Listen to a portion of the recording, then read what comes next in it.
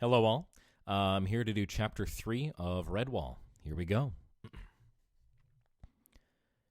Beneath the great hall of Redwall, candles burned bright in their sconces. This was the cavern hole of the mice. What a night it was going to be. Between them, Matthias and Brother Alf had caught and landed a fully grown grayling.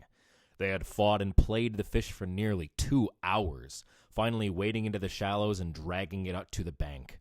It was nearly 2 pounds in weight, a tribute to Brother Alf's angling skills, combined with the youthful muscles of Matthias and their joint enthusiasm. Constance the Badger had to be called. Gripping the fish in her strong jaws, she followed the 2 mice to the Abbey kitchen and delivered the catch for them. Then she made her farewells.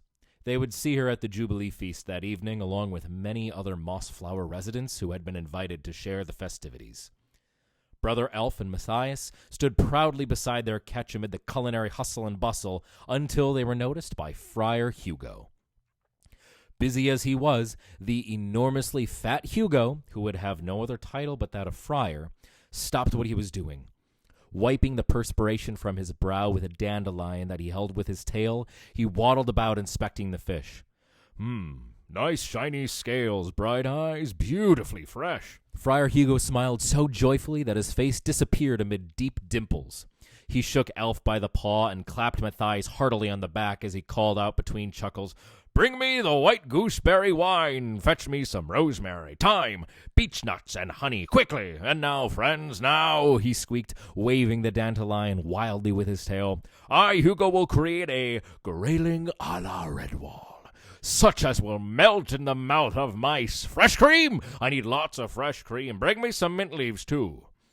They had left Friar Hugo ranting on, delirious in his joy, as they both went off to bathe and clean up, combing whiskers, curling tails, shining noses, and the 101 other grooming tasks that Redwall mice always performed in preparation for an epic feast. The rafters of Cavern Hole rang to the excited buzz and laughter of the assembled creatures. Hedgehogs, moles, squirrels, woodland creatures, and mice of all kinds, field mice, hedge mice, dormice, even a family of poor little church mice. Kindly helpers scurried about making everybody welcome. "Hello there, Miss Church Mouse. Sit the children down. I'll get them some raspberry cordial." "Why, Mr. Bankful, how nice to see you. How is the back? Better now? Good. Here, try a drop of this peach and elderberry brandy." Matthias's young head was in a whirl. He could not remember being so happy in all his life. Winifred the otter nudged him. "I say, Matthias, where's this giant grayling that you and old Alf hooked by the claw? I wish I could land a beauty like that. Nearly a 2-pounder, wasn't it?" Matthias swelled with pride. Such praise from the champion fisher herself, an otter. Tim and Tess, the twin church mouse babes, felt Matthias's strong arm muscles and giggled aloud in admiration. He helped to serve them 2 portions of apple and mint ice cream. Such nice little twins. Was it only 3 months ago that he had helped Sister Stephanie to get them over tail rickets? How they had grown. Abbot Mortimer sat in his curved willow chair, beaming thanks as one by one the new arrivals laid their simple homemade gifts at his feet. An acorn cup from a squirrel, fishbone combs from the otters, mossy bark sandals made by the moles, and many more fine presents too numerous to mention. The abbot shook his head in amazement. Even more guests were arriving. He beckoned Friar Hugo to his side. A whispered conference was held. Matthias could only hear snatches of the conversation. "Don't worry, Father Abbot. There will be enough for all." "How are the cellar stocks, Hugo?" "Enough to flood the Abbey pond, Father." "And nuts? We must not run out of nuts." "You name them, we've got 'em. Even candied chestnuts and acorn crunch. We could feed the district for a year." "Dairy produce?" "Oh, that. I've got a cheddar cheese that 4 badgers couldn't roll, plus 10 other varieties." Good. Good. Thank you, Hugo. Oh, we must thank Alf and young Matthias for that magnificent fish. What fine anglers they are. There's enough to keep the entire abbey going for a week. Excellent mice. Well done. Matthias blushed to his tail's end. "The otters! The otters!" A loud, jolly cry went up as 3 otters in clown costumes came bounding in. Such acrobatics! They tumbled, balanced, and gyrated, cavorting comically across the laden tabletops without upsetting as much as a single sultana. They ended up hanging from the rafters by a strand of ivy to wild applause. Ambrose Spike the Hedgehog did his party piece. He amazed everyone with his feats of legerdemain.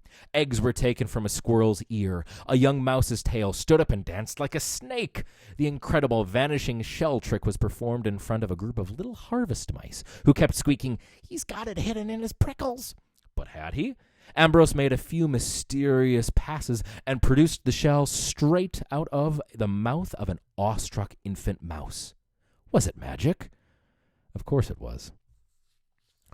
All activity ceased as the Joseph bell tolled out 8 o'clock from the Abbey belfry. Silently, all the creatures filed to their allotted places. They stood reverently behind the seats with their heads lowered. Abbot Mortimer rose and solemnly spread his paws wide, encompassing the festive board. He said the grace. Fur and whiskers, tooth and claw, all who enter by our door, nuts and herbs, leaves and fruits, berries, tubers, plants and roots, silver fish whose life we take, only for a meal to make.